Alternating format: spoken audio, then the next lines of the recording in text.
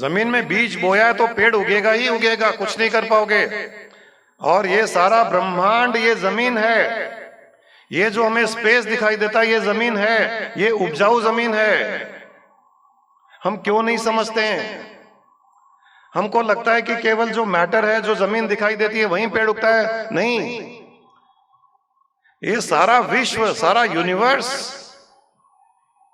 उपजाऊ जमीन है। यहां हर विचार एक बीज का काम करता है, हर विचार एक बीज का काम करता है। वो है संसार की, विश्व की, ब्रह्मांड की उपजाऊ जमीन।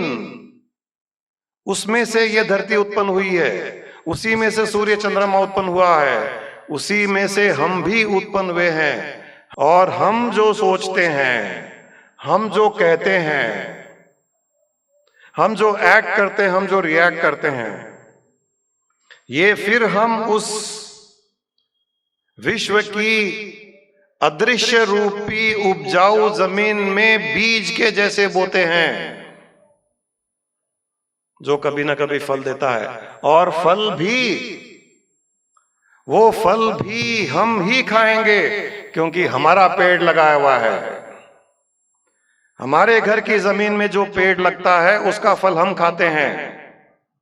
इस ब्रह्मांड जमीन में, ब्रह्मांडीय रूपी जमीन में विचारों के बीज जो हम बोते हैं, वो लाखों करोड़ों में उत्पन्न होकर, मल्टीप्लाई होकर जब बड़े होते हैं, कई वर्ष बीत जाते हैं।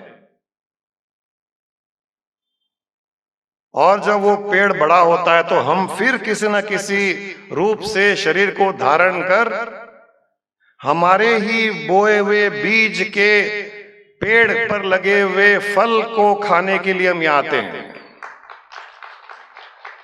इसी को कहा जाता है ये जन्म मरण और पुनर्जन्म का चक्रव्यूह।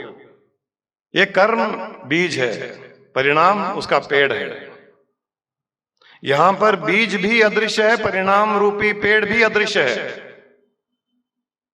Sadhguru Ramesh Ji's latest book Soul Selfie, featured in Amazon's top 50, can now be purchased on the Amazon app. Get your copies now. To watch more enlightening session of Guruji and enjoy the bliss of pure Jnana, please subscribe to the House of Enlightenment channel on YouTube and follow us on Facebook and WhatsApp.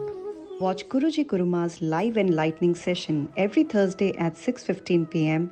on House of Enlightenment channel.